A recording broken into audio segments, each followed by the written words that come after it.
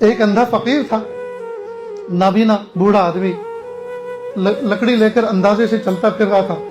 اس نے ایک بڑے سے دروازے پر اندازہ لگا کے سوچا کہ یہ کسی بڑے امیر کبیر کا گھر ہے، تو بڑی امید کے ساتھ بڑی لمبی صدا لگائی، او اونچے دروازے والے، او اونچی کھڑکی والے، دے دے اللہ کے نام پر، اللہ تیرا بھلا کرے۔ جب یہ صدا لگائی تو 3 مرتبہ صدا لگانے کے بعد کوئی جواب نہ ملا۔ تو کہنے لگا کس بخیل کا گھر ہے، یہ کس کنجوس کا گھر ہے جو مجھ اندھے فقیر بوڑھے پہ ترس نہیں کھاتا۔ ارے نہیں دینا تو مت دے، تو مالک اپنے مال کا، میں کوئی چھیننے زبردستی کرنے تو نہیں آیا، لیکن کم از کم پھوٹے منہ سے جواب تو دے دے کہ آج چھٹے نہیں ہیں، کل آنا، پھر آنا کبھی۔ جب اس نے یہ بات کہی، قریب میں ایک نوجوان بچہ بیٹھا ہوا یہ منظر دیکھ رہا تھا اور یہ باتیں سن رہا تھا، اٹھ کر آیا، بوڑھے فقیر پہ ہاتھ رکھا کندھے پر، کہا بابا تم نابینا ہو، بلائنڈ ہو، تمہیں پتہ نہیں ہے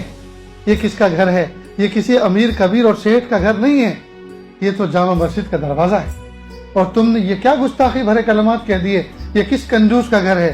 یہ اللہ کا گھر ہے، اللہ کو تم نے کنجوس کہا۔ اور بوڑھا کانپ گیا، پیالہ اپنا پھینک دیا، سکے اس کے نالی میں بکھر گئے، اور مسجد کی چوکھٹ پکڑ کر مسجد میں داخل ہوا